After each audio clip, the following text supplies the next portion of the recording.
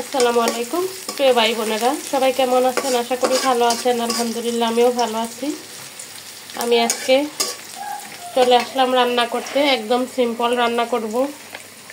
ছোট ছেলের জন্য অল্প করে একটু মুরগি ভুনা করব। আর এখানে নিয়েছে আমাদের জন্য নোনা ইলিশ। নোনা ইলিশ আমি পেঁয়াজ দিয়ে একদম শুকনা করে ভাজবো। মাংসটা আমি মশলা মাখায় নিলাম। এদিকে পেঁয়াজটাও হয়ে গেছে, আমি এখন দিয়ে দিচ্ছি মাংসটা।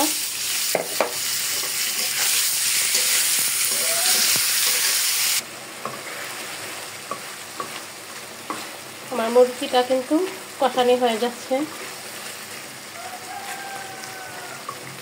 ব্রয়লার মুরগি রান্না করতে বেশি সময় লাগে না।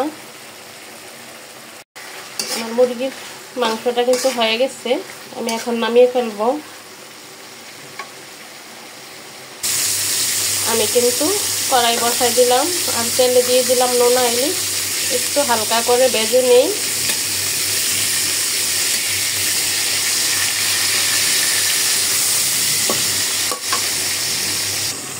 এক সাইড দিয়ে আমি দিয়ে দিলাম মোটা করে কাটা পেঁয়াজ।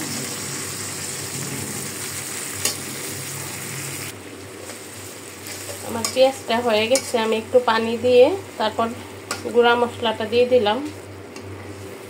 তেমন বেশি কোনো মশলা আমি দিই নাই, একটু রসুন বাটা আর হলুদ মরিচ দিয়েছি। আমার নোনা ইলিশটা কিন্তু হয়ে গেছে, আমি এখন নামিয়ে ফেলবো। আমার নোনা ইলিশ ভাজাটা কিন্তু হয়ে গেছে। আর এখানে অল্প করে মুরগি রান্না করেছি, আর এখানে নোনা ইলিশ। আজকের মতো রান্না এখানে শেষ। ভিডিওটা আর বড় করব না। সবাই ভালো থাকবেন। আসসালামু আলাইকুম।